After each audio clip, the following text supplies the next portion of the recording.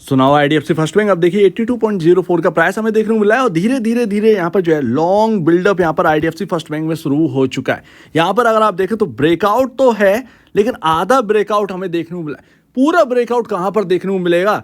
क्या यहां से जो है 100 रुपए के लेवल्स अब दोबारा देखने को मिल सकते हैं अगर ये पूरा ब्रेकआउट हो जाए? इसके साथ साथ अगर आप देखेंगे प्राइवेट बैंकिंग कुछ कह रहा है, जैसे कि आज आप बात करेंगे एचडीएफसी बैंक की, तो 7,000 करोड़ प्लस का टर्नओवर जो है वो एचडीएफसी बैंक में आज की डेट में हो चुका है। उसका रब ऑफ इफेक्ट आपको बैंक निफ्टी में भी देखने को मिला है। और जो यहाँ पर जो है ज्यादा पिटे हुए स्टॉक थे बैंकिंग के अंदर, यानी कि मैं बात कर रहा हूँ प्राइवेट बैंकिंग के अंदर, वहां मजबूती दिखाई दे रही है। आईडीएफसी फर्स्ट बैंक ने एक बहुत ही कठिन जगह को क्रॉस करने की यहाँ पर जो है ठान रखी है, ऑलमोस्ट कर चुका है, बट यहाँ पर एक जगह और है जिसको क्रॉस करना इंपॉर्टेंट है, उसके बगैर काम नहीं बनेगा। बट इस बार जो है वो कहीं ना कहीं ऐसा लग रहा है कि क्रॉस कर जाएगा और ये स्टॉक अभी हाल फिलहाल में 90 या 90 प्लस तक जाने की कोशिश कर सकता है। तो देखिए अगले महीने आपका Q1 के रिजल्ट है। यस, जुलाई में आपके ऑलमोस्ट 20 या 22 जुलाई के आसपास यहाँ पर जो है आपके रिजल्ट होने चाहिए। नहीं होंगे, थोड़ा सा डेट अगर और आगे थोड़ा सा बढ़ेगी, 28 जुलाई या 29 जुलाई के आसपास होगा तो कोई प्रॉब्लम नहीं है, क्योंकि आपके जुलाई में वो स्टार्टिंग हो जाएगी। एचडीएफसी बैंक के रिजल्ट आएंगे 15 जुलाई के अराउंड, राइट? तो ये सब क्लियर है। अब मैं ये मान के चल रहा हूँ अगर यहाँ पर जो कि प्रॉफिट आफ्टर टैक्स में एक लंबे वक्त से यहाँ पर ग्रोथ जो है वो एकदम इनलाइन है, जिसकी वजह से ये आउट परफॉर्मेंस कर नहीं पा रहा है, जिसकी वजह से ये 100 रुपए जो है वो ब्रीच नहीं कर पा रहा है।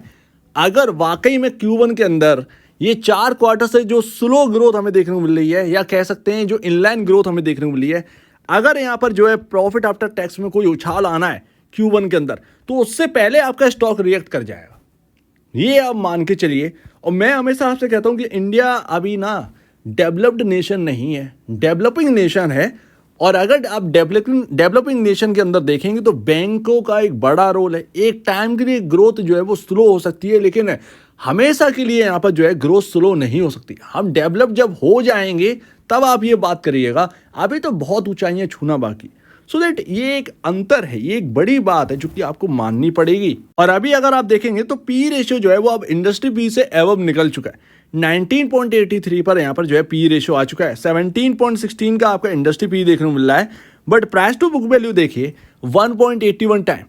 मैं यहाँ पर कहता हूं कि आप इनके असेट देखिए, असेट में जो ग्रोथ है वो ज्यादातर बैंकों में ग्रोथ नहीं देखने को मिल रही है, यानी कि आपके जो कॉम्पिटिटर्स हैं वहां पर आपको इतना ग्रोथ नहीं है। आईडीएफसी फर्स्ट बैंक वैसे भी यहाँ पर अगर आप देखें जो यहाँ पर इंटरेस्ट अर्न है उसमें नंबर 1 अब हासिल कर चुका है, यानी कि फेडरल बैंक थोड़ा सा पीछे है आपसे यहाँ पर जो है बंधन बैंक पीछे है, आपसे यहाँ पर जो है कई सारे जो बैंक्स हैं वो पीछे हैं अभी, बट आप जो है वो एक टॉप पर खड़े। और मार्जिनल पॉइंट पर यानी कि नेट इंटरेस्ट मार्जिन की बात करें तो उसमें आपकी पकड़ नहीं थी, इसलिए तो ये 100 रुपये गया था, अदरवाइज क्यों जाता? एक रीजन चाहिए होता बैंकिंग में, कोई बैंकिंग स्टॉक चलता है तो बैंकिंग स्टॉक का बिहेवियर बहुत ही डिफरेंट होता है। तो आपके नेट इंटरेस्ट मार्जिन सभी से बेहतर थे और हैं और आगे रहेंगे, और ये Q1 बताएगा। अगर आप आउट परफॉर्म करेंगे तो ये 100 रुपये कोई बड़ी बात नहीं है, 100 रुपए से ऊपर निकले तो यहाँ पर जो है आउट परफॉर्मेंस यहाँ पर जो है दोबारा शुरुआत हो जाएगी। और आप देखिए सालाना ग्रोथ 1,90,000 यहाँ पर जो है करोड़ के असेट थे। 2023 में ये 2,39,000 करोड़ के असेट बन गए और 2024 में आप देखिए 2,96,000 करोड़ के असेट हो गए। इस तरीके की आउट परफॉर्मेंस तो एक बहुत बड़ा रीजन जो है वो आईडीएफसी फर्स्ट बैंक को होल्ड करने का हमारे सामने रखा हुआ है। तो जिसने भी अगर क्वांटिटी ऐड करी है बहुत सही काम किया, इससे बेहतर काम नहीं हो सकता। और आप देखो किस तरीके से म्यूचुअल फंड भी इंटरेस्ट दिखा रहे हैं। आप देखेंगे कि आप बाइंग कर रहे हैं या नहीं कर रहे हैं ये तो नहीं पता, बट म्यूचुअल फंड देखिए, कोटक इक्विटी आर्बिट्रेज फंड ने 143% यहाँ पर जो है शेयर्स यहाँ पर क्वांटिटी बढ़ाई है। सो दैट ये म्यूचुअल फंड का रवैया आप देखिए, Tata large cap and mid cap fund का यहाँ पर जो स्कीम का सबसे बड़ा पैसा यहाँ पर है, बट कोटक ने आप देखिए 143% रिकॉर्ड यहाँ पर जो है अपने शेयर्स बढ़ाए थे। तो म्यूचुअल फंड का डेटा जरूर देखा करिए। जुलाई 5 को आपको जो है ये डेटा आपके सामने आएगा, ये आप ध्यान रखिए जून का।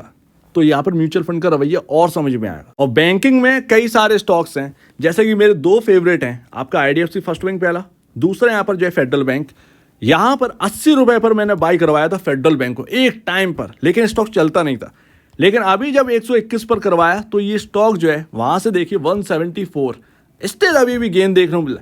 आईडीएफसी फर्स्ट बैंक 50 रुपए से 100 रुपए पहले डबल हुआ, फिर उसके बाद एक रेंज में आया, वहां क्वांटिटी ऐड करवाई और अब देखिए दोबारा 82 पर। तो कुछ इसी तरीके से पैसे बनेंगे, सिंपल सी बात है। बैंकिंग स्टॉक का बिहेवियर बहुत ही डिफरेंट होता है, बहुत ही डिफरेंट। एंड सेकंड लास्ट, यहां पर अब सबसे मोस्ट इंपॉर्टेंट बात है, इस जगह को छोड़ने की कोशिश मत करिएगा। यहां पर समझिएगा, मैंने आपको एक टाइम पहले बताया था कि ये ट्रेंड लाइन को आप जो है वो ड्रॉ कर लीजिए वन डे कैंडलस्टिक चार्ट पर, क्योंकि हम रोज बात नहीं करते हैं और ये कब क्रॉस होगा पता नहीं, ठीक है ना। ये मैंने आपसे कहा था। अभी अगर आप देखेंगे तो इस ट्रेंड लाइन से आप देखिए किस तरीके से सेलिंग आ रही थी, लगातार सेलिंग आ रही थी। 4-5 बार यहाँ पर जो है सेलिंग आ चुकी है।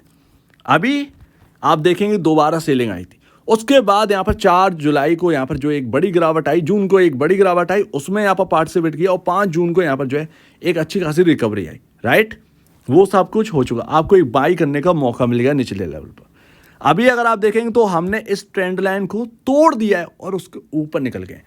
मोस्ट इंपॉर्टेंट बात आप ये लिख लीजिए, ये अब स्टॉक जो है वो ट्रेंड लाइन के ऊपर निकल चुका है, जो काफी लंबे वक्त से, ये 2023 से यहाँ पर जो है क्रॉस नहीं कर पा रहा है। तो अब आप इस बात को समझेंगे या नहीं समझेंगे।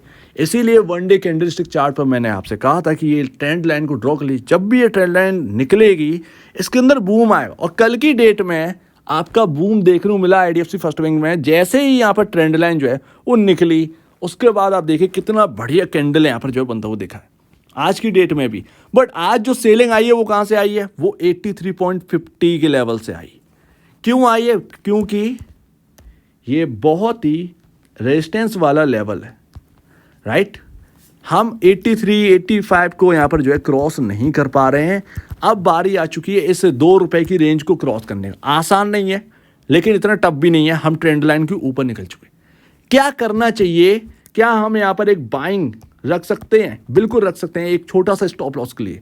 एक छोटा सा इंपॉर्टेंट लेवल है, 1 रुपए का इंपॉर्टेंट लेवल, उस रेंज को ध्यान में रखना है। उस रेंज को याद रखकर एक यहाँ पर बाइंग पोजीशन बनाई जा सकती है। वो रेंज है मूविंग एवरेज की 79.80।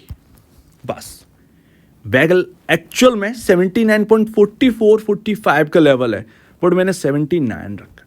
ये 1 रुपए की रेंज जो है वो सब कुछ है, ठीक है। जब तक ये 79.80 का लेवल टिका हुआ है स्क्रीन पर, तब तक आप जो है एक बाइंग की पोजीशन बना सकते हैं। अगर आपको 82 है, 81 या 81.50 मिल जाए, तब भी यहाँ पर जो है एक अप्रोच की जा सकती है बाइंग की, जब तक ये लेवल जो है वो स्क्रीन पर दिख रहा है, राइट। अगर इसके नीचे यहाँ पर जाता है एक जैसे इंट्राडे में 79.80 से नीचे ट्रेड कर रहा है काफ़ी लंबे वक्त तक, तो फिर वो कहीं ना कहीं अनहेल्दी होगा। लेकिन जब तक ये लेवल टिका है तब तक कोई दिक्कत की बात नहीं। कहीं ना कहीं ये 83, 85 के जो लेवल है वो क्रॉस हो ही जाने हैं, कहीं ना कहीं आपको जो है वो मिल जाना है कुछ, ठीक है। कठिन होगा क्योंकि 200 डेमा भी उधरी है, बट इतना कठिन भी नहीं है कि क्रॉस ना कर पाए।